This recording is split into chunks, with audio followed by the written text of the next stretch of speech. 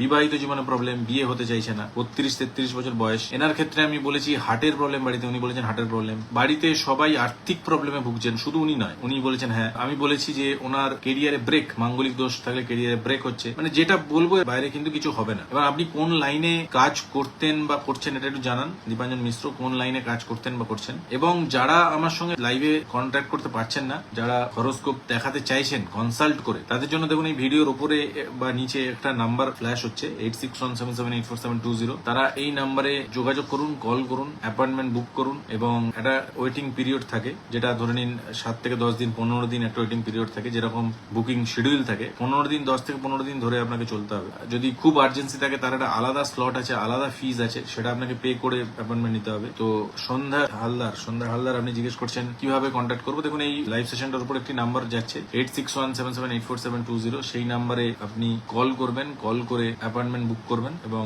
ওখানে রত্ন প্যালেসের অফিসাররা আছেন, তারা আপনাকে বুঝিয়ে দেবে কিভাবে অ্যাপয়েন্টমেন্ট বুক করতে হবে।